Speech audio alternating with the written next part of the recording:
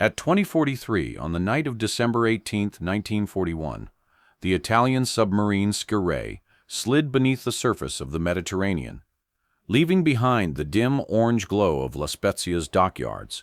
Inside her forward compartment, 6 men sat side by side in silence, their backs pressed against the cold steel hull. They had trained for 2 years. They had rehearsed in secret pools, in flooded dry docks, in the black water off Liguria, and now, for the first time, they were heading for an actual target. Not a hulk, not a derelict merchant ship. A living harbor defended by the strongest navy in the world. The men wore thick rubberized suits that trapped the smell of sweat and oil, rebreathers strapped tight across their chests. Their faces were calm, almost unnaturally so. They had learned early that panic underwater kills faster than bullets. The youngest among them was 22, the oldest 27. All of them volunteers, all of them chosen from dozens who washed out in training. The Italian command called them uomini gamma. The British called them human torpedo riders. Their own instructors had a different term. Dead men in waiting. The submarine crept south, running silent, engines barely humming beneath the waves. In the control room, Commander Giunio Valerio Borghese watched his plotting table with a focus that bordered on obsession. He had orders. Deliver the 6 riders to within 4 miles of the British naval base at Alexandria. Avoid detection at all costs. Surface only when absolutely necessary. The Mediterranean was hostile water. British patrols were constant. Radar was improving, and if a destroyer caught Suicidal on the surface, no one aboard would live long enough to regret it. At 22:10, Borghese gave the quiet order to continue submerged, depth 60 meters, speed 2 knots. The 6 riders barely moved. Luigi Duran de la Penna, the senior diver among them, leaned forward slightly, resting his elbows on his knees. His dark hair was cropped short. His eyes were steady. He had joined the Royal Italian Navy in 1935, long before Mussolini dreamed of an empire. He had served on destroyers, cruisers, and training vessels. But he was bored. He wanted something more. When the Navy opened recruitment for an experimental undersea assault unit, de la Penna had been the first to apply. It nearly killed him. The first prototype torpedo exploded in a test pen, throwing him against a concrete wall. His second attempt flooded and sank beneath him. He passed out, was revived, and asked to try again. The instructors had looked at each other, nodded, and stamped his file with one word: approved. Beside him sat his partner, Emilio Bianchi, shorter, leaner, with an expression that almost never changed.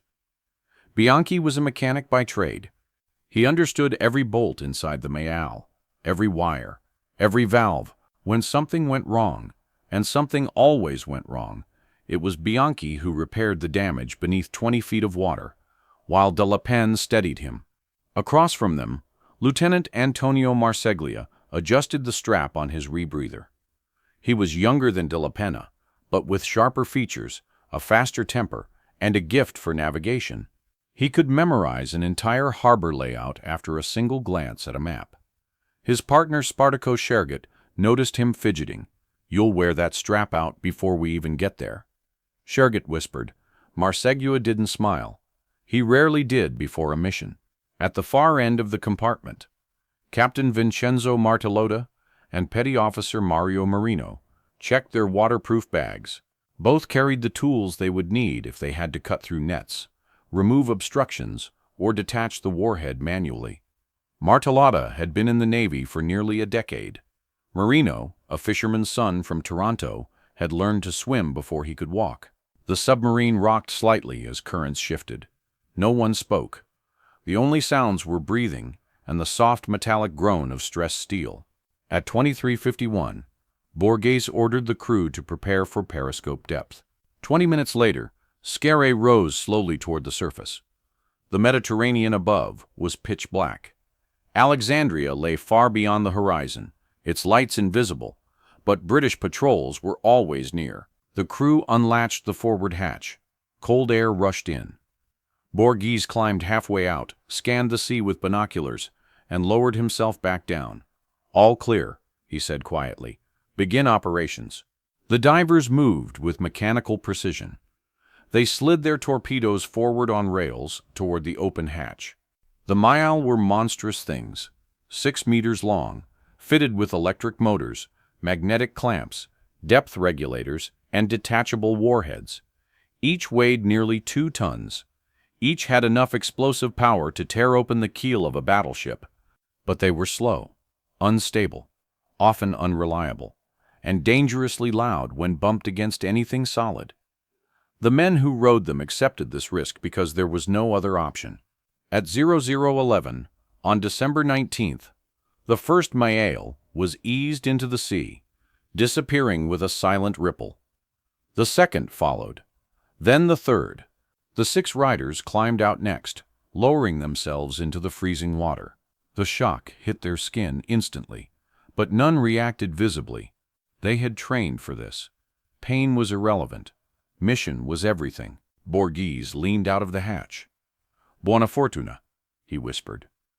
They vanished beneath the surface. The submarine submerged again, leaving the 6 men floating beside their silent torpedoes in the middle of an enemy-controlled sea. For several minutes, nothing happened. The water was black, cold, featureless. Then De La Penne reached out and touched the handle of his torpedo. He gave a signal. Bianchi nodded. The propeller began to turn, its electric hum faint, barely audible. The riders descended together, forming a tight formation. They moved slowly, 5 knots at most. Above them, the distant shapes of British patrol vessels crossed the surface like sharks in the dark. At 0047, the men saw the first obstacle: the outer anti-submarine net. British engineers had stretched a steel mesh across the harbor entrance, anchored deep into the seabed. It was designed to stop submarines, mines, or anything larger than a fish. No one believed a man could guide a submersible through it. But the Italians weren't trying to go through. They were waiting for someone to open it. The faint thrum of diesel engines echoed through the water. A British destroyer, likely returning from patrol, approached the entrance. Through the gloom, the divers saw searchlights sweeping ahead of the ship. When the destroyer reached the barrier, signal lamps flashed. Moments later, the steel gate began to open. The destroyer passed through. The Italians followed. De La Penne pushed his machine forward, keeping low, inches above the seabed. Bianchi held tight to the frame, watching the gate begin to close behind them. They slipped through just before the steel mesh slammed shut again. Inside Alexandria harbor, the darkness thickened. Silt clouds drifted around them, stirred by the slow movement of water.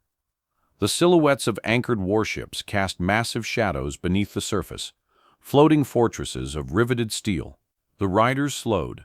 Somewhere above them were the most heavily guarded ships in the British Mediterranean fleet, the battleships Queen Elizabeth and Valiant, the destroyers Jervis and Nubian, tankers, cruisers, auxiliary vessels, a forest of hulls, each alive with sailors, lights, and weapons. But underwater, there was only silence. At 01:26, De La Penne tapped Bianchi's arm and pointed ahead. A massive shape loomed out of the darkness like a cliff rising from the seabed. Lights shimmered faintly along its underside. The first battleship, Queen Elizabeth, 40,000 tons of steel, 8 15-inch guns. The ship that had bombarded Italian positions, escorted convoys, and supported every major British operation in the Mediterranean. De La Penne circled beneath her slowly, assessing her keel, mapping her contours from memory. The warhead needed to be placed at the exact point where the armored deck met the inner hull. Too high, and the blast would disperse upward. Too low, and the mud would soften the blow. They moved in closer. At 01:41, disaster struck. The Myal's motor coughed, sputtered, and died. The torpedo went dead beneath De La Penne's hands, its lights flickering out. The 2 divers froze. A drifting object beneath a battleship was nearly always detected. A metallic scrape, a change in buoyancy, anything could reveal them. Bianchi slid off the saddle, reaching for the motor casing. His fingers found the problem instantly. A flooded valve.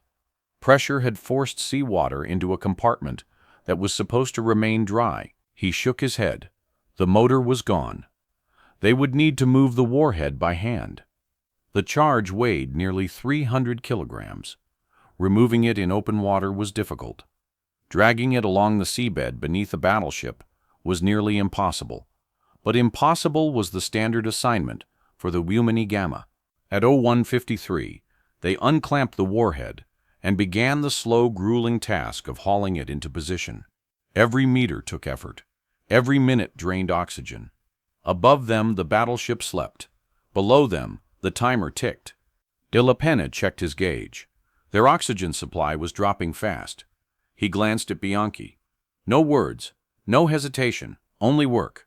At 02:24, after 30 tortured minutes, they positioned the warhead directly beneath the forward magazines.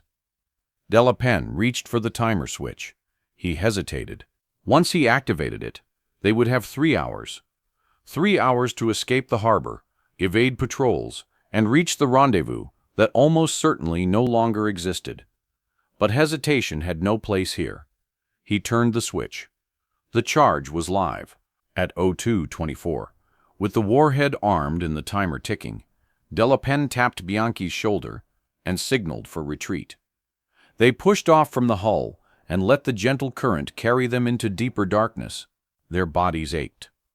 Their oxygen was dangerously low, and with the mile dead on the seabed, their only path out of the harbor was through British patrols, steel netting, and 3 miles of open water. For 10 minutes they swam silently beneath the keel, following the shadow of the battleship until it faded into black. The water tasted of rust and fuel. Their limbs felt heavy. Every breath from the rebreather was a reminder that time was running out. At 02:38, De la Pena surfaced briefly among the mooring shadows, raising only his mask above the waterline. He froze. A British patrol boat drifted 30 meters away, its silhouette faint against the glare of harbor lights.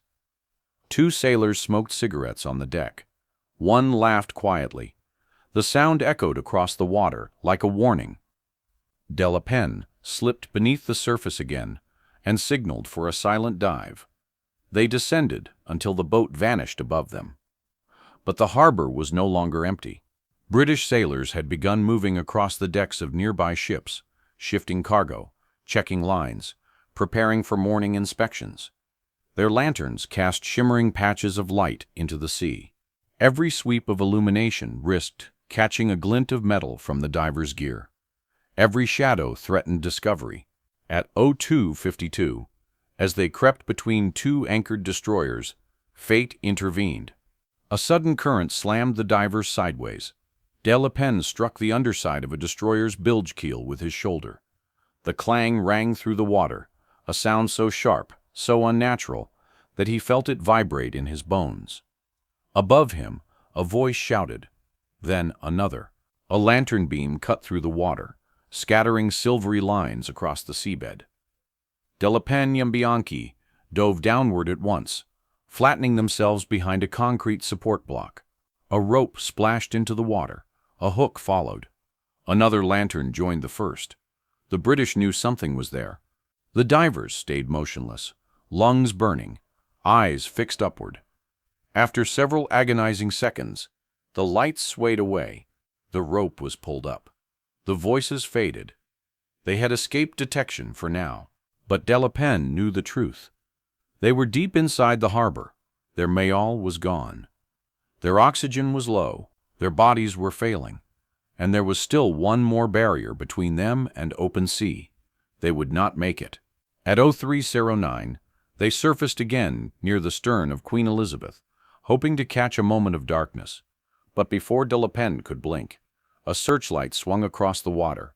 Its beam sliced through the night, landing directly on the ripples they created. "Oi! Who's there?" a voice shouted. A whistle blew. Another searchlight locked onto the same patch. Then a third. De la Pena ducked under the surface, but it was too late. The light had followed the disturbance. Boots thundered across the battleship's deck. Orders rang across the harbor. A small boat detached from the side of Valiant and headed toward them at speed. They swam, hard, fast, no more stealth. But exhaustion overtook them quickly. The boat closed the distance. Its engine roared above their heads. A hook struck the water inches from Bianchi. Another splashed near De La Pen. Hands reached down. The two Italians were dragged upward, thrown onto the deck. Floodlights blinded them. Dozens of rifles leveled at their faces. Sailors shouted over one another, demanding to know who they were, what they were doing, whether more divers were in the water. Neither answered. They didn't need to. The British already suspected the truth. As De La Pen and Bianchi were hauled aboard Queen Elizabeth, the other two pairs were still deep inside the harbor, navigating through the chaos unfolding above. At 03:17, Antonio Marseglia and Spartaco Shergat eased their mayal beneath the hull of the tanker Sagona. The ship floated motionless, its dark bulk towering above them. Two destroyers were moored alongside it, Jervis and Nubian, their gangways connected by lantern-lit planks. Sailors crossed between them, shadows flickering across the water. Marseglia pointed upward. The underside of Sagona was flat and broad, perfect for anchoring a charge. He carefully steered beneath the storage tanks, following the faint outline of the frame. Sherganut unlatched the warhead clamps. They worked fast, too fast. Every passing second risked another patrol boat drifting overhead, another sailor peering into the water. At 03:29, the charge locked into place beneath Sagona's forward hold. Marseglia set the timer. 3 hours. They slipped away, but their escape route collapsed almost instantly. Searchlights raked the water behind them. Sirens wailed. The British had begun sweeping the harbor for intruders. Dozens of smaller craft maneuvered between ships, their spotlights stabbing downward into the sea. Patrol boats zigzagged unpredictably. The Italians could not risk surfacing. At 03:46, Marseglia tapped Shergat. Their oxygen was critically low. They had minutes, not hours. He pointed toward a dark corner of the quay, a narrow space between the stone wall and a moored barge. They swam silently into the gap, but a British sailor noticed movement. "Something's in the water," he shouted. A flare arced overhead, turning the harbor bright as day for 6 terrible seconds. The red glow reflected off the divers' masks. A shout went up. A rope ladder slapped against the barge. Sailors descended, lanterns swaying. The divers had nowhere to go. They surfaced slowly, hands raised just above the surface. Moments later, they were dragged onto the quay, coughing seawater, surrounded by rifles. They had been caught, but their charge was already ticking. On the opposite end of the harbor, at 04:02, the final pair, Martellota and Marino, approached HMS Valiant. The battleship's hull loomed overhead like a steel mountain. Floodlights along her deck made the surrounding water shimmer with reflections. Sailors moved constantly across the gangways, their footsteps a rhythmic pulse. Martellata slowed their maiale and circled beneath the keel, studying the structure. Valiant's design was older than Queen Elizabeth, its hull slightly narrower, but still heavily armored. They needed to find the weak point, the shallowest portion directly beneath the boiler rooms. At 04:11, Martellata found it. He pointed to the sweet spot, a flat section 3 meters forward of the bilge strake. Perfect. Marino eased the warhead free. They attached the clamps, adjusted the depth, secured the final latch. Then they armed the timer. 2 hours, 45 minutes. But as they pushed away into deeper water, disaster struck from above. A British guard leaning over the rail saw a ripple. Nothing more than a slight disturbance, barely visible.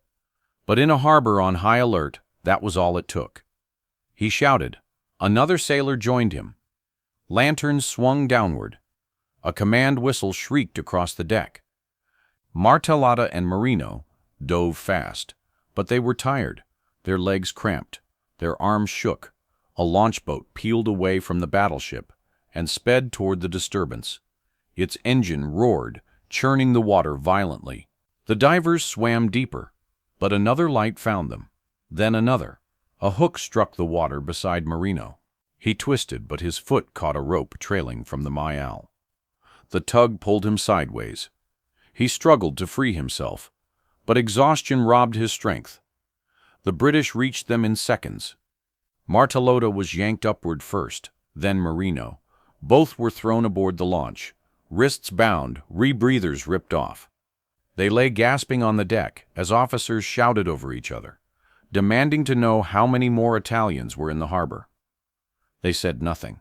At 04:37, all 6 divers were inside Alexandria harbor, but none were free. De La Penne and Bianchi were held aboard Queen Elizabeth. Marseglia and Scirè were locked in a storeroom near the quay.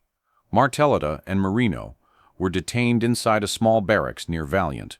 And yet, at 04:42, as the first hint of dawn colored the sky, a strange calm settled over the harbor. The British believed the danger was over. The Italians knew the truth. The danger had only begun. De La Penne sat alone in a cramped steel compartment deep inside Queen Elizabeth. Hands tied, uniform soaked. His head pounded. His ribs ached from being slammed against the hull. A British lieutenant entered, flanked by 2 Marines. He demanded names, ranks, mission objectives, the location of any additional explosives. De La Penne kept his eyes down. The lieutenant slammed a fist onto the table. "Are there more of you? Are there additional devices?" The lieutenant leaned closer. "What did you put under this ship?" De La Penne finally looked up. His face was calm. Too calm. "I put something," he said, "and you should move your men." The lieutenant blinked. For a moment, he didn't understand. Then his expression hardened. "Move them from where?" De La Penne replied. "You will know." It was the truth. The timer was ticking beneath their feet. At 05:12, De La Penne heard footsteps approach again. The door to his compartment swung open. A British officer he hadn't seen before entered. Older, calm, his uniform immaculate, despite the chaos sweeping the harbor. He studied the Italian diver for several seconds before speaking. "I've been told you placed an explosive under this ship." De La Penne said nothing. "I've also been told you refused to say where." Still nothing. The officer exhaled slowly. "Very well. We will move the ammunition crew to the bow. If you are lying, you will answer for it. If you are telling the truth," he paused, "then we will deal with that as it comes." He left the compartment without waiting for a reply. The Marines followed him out and locked the door behind them. For the first time since being captured, De La Penne allowed himself to close his eyes. Not to rest, there was no rest to be had, but to listen. The faint drone of generators, the distant clank of boots on steel, the low hum of the ship's ventilation system, and beneath it all, almost imperceptible, the soft pulse of the harbor.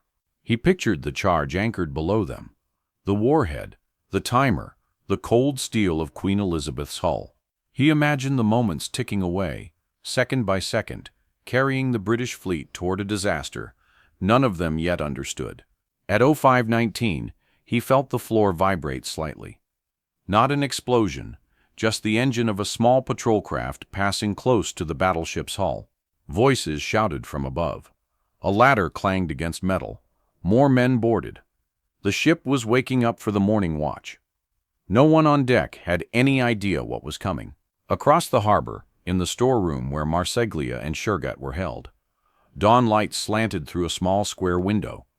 The 2 Italians sat back to back, wrists tied, listening to the muffled sound of boots marching past outside. They knew their charge under Sagona would detonate soon after the battleship charges. The tanker was loaded with fuel and munitions. The shockwave would slam through the water like a hammer. The destroyers moored beside it would not escape unscathed. Marseglia turned his head slightly. "How long?" he whispered. Scirè closed his eyes, listening to the rhythms of the harbor. "Not long. On the opposite side of Alexandria, in a barracks near Valiant, Martelota and Marino sat on the floor, backs against a wall, guarded by 2 British Marines. The younger Marine paced nervously, glancing at the clock every few seconds. The older one sat with his rifle across his lap, watching the prisoners with tired eyes. "What were you doing in the water?" the younger Marine demanded. "Were you cutting nets? Planting charges? Are there more coming?" Neither Italian answered. The younger Marine swore under his breath. "We should have shot you in the water." The older one shook his head. "Orders said bring them in alive," the younger one snapped. "Why? They're saboteurs." The older Marine didn't answer. Martellota shifted slightly. He could smell diesel from the harbor. He could hear the faint metallic ringing of ship crews preparing for morning inspection.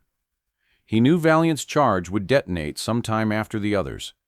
He didn't know how strong the warhead's effect would be, but he did know one thing: they were too close. At 05:27, aboard Queen Elizabeth, a boatswain mate shouted for silence as crewmen prepared the gangway for inspection. The deck glittered with dew. The horizon glowed faint pink as the first sunlight crept over Alexandria's eastern ridges. Fishermen moved across the inner harbor in small wooden boats, unaware of the danger beneath them. A supply barge chugged slowly toward Valiant, its engine sputtering. A patrol boat crossed the stern of Sagona, leaving a wake that rippled across the surface. To anyone watching from shore, Alexandria looked peaceful. Routine, utterly normal. And then, at 05:35, the sea erupted. There was no warning, no tremor, no sound building up to it, just violence. Water heaved upward beneath Queen Elizabeth, lifting the battleship's stern by nearly a meter. The explosion was muffled, trapped beneath the hull, but the shock wave slammed through steel like a hammer hitting glass. The ship lurched sideways. Men on deck stumbled. A column of froth and debris shot upward beside the hull. A split second later, compartments deep within the ship went dark as water poured in through ruptured seams. De La Pen felt the blast through the floor before the noise reached him. A deep, gut-level concussion that shook every bolt and plate in the compartment. The light overhead flickered. Dust drifted from the ceiling. A siren began to wail somewhere above. The door burst open. The same British officer from earlier stood in the frame, gripping the handle so hard his knuckles were white. "What did you put under us?" he demanded. De La Pen looked up slowly. "A charge big enough to cripple your ship." The officer swallowed hard. Then the second explosion hit. Sagona detonated like a fuel drum. Struck by lightning, a column of orange fire erupted from beneath her forward hold. Steel plates buckled outward. The tanker's deck lifted. A shockwave tore across the harbor surface. The destroyer Jervis, moored alongside, rolled violently as water surged beneath her keel. Nubian's railing shattered under the pressure. Shrapnel rained across the quay like hail. Inside their storeroom, Marseglia and Shergat were thrown sideways against the wall. The window shattered, smoke poured through the gap. The guard outside shouted orders, his voice barely audible over the ringing in their ears.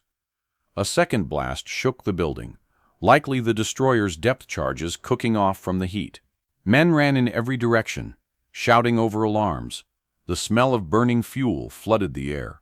On the far side of the harbor, Martellota and Marino felt the floor beneath them lift for a split second.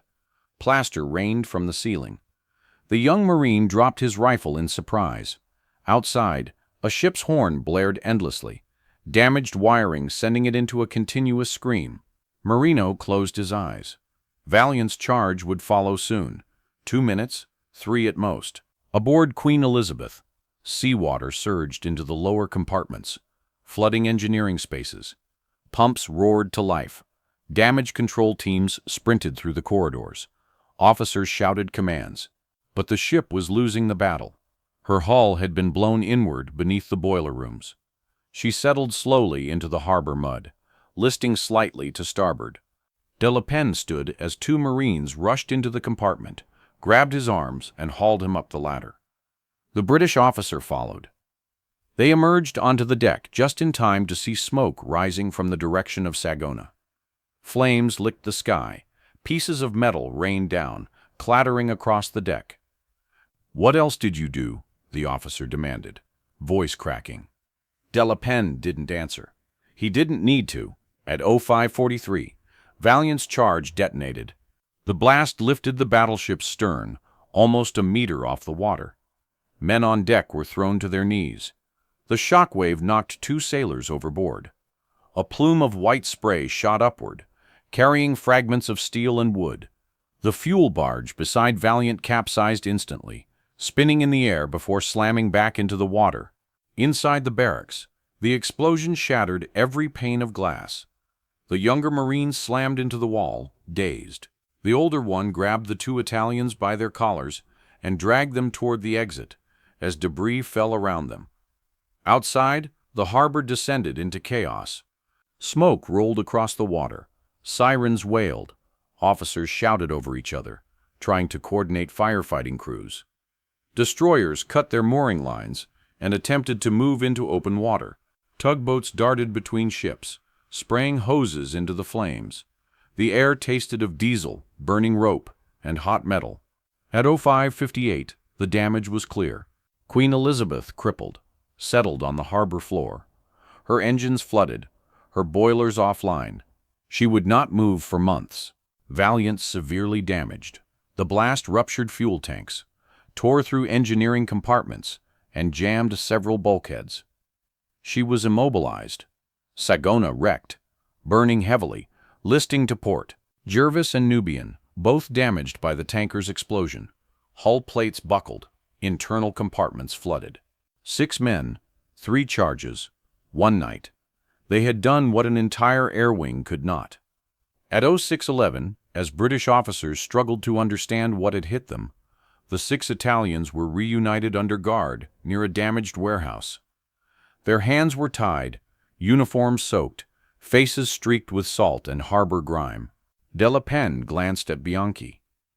Marseglia gave a faint, exhausted nod. Martellota allowed himself a thin smile. They had succeeded. A British commander approached, his uniform scorched from the fires, his face stiff with disbelief. He looked at the 6 saboteurs for a long moment. "You realize," he said quietly, "that you've changed the balance of the entire Mediterranean." No one answered.